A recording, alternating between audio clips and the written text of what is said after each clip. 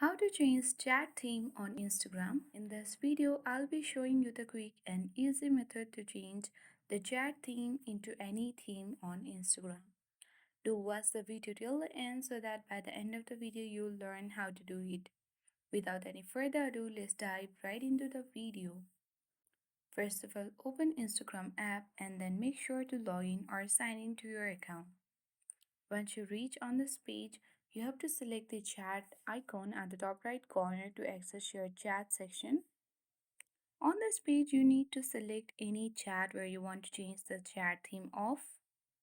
Open it and then select your user ID at the top of the screen. Now you will get access to this page. Here you will see theme option which has been set to default. Open the theme option and here you will get plenty of themes.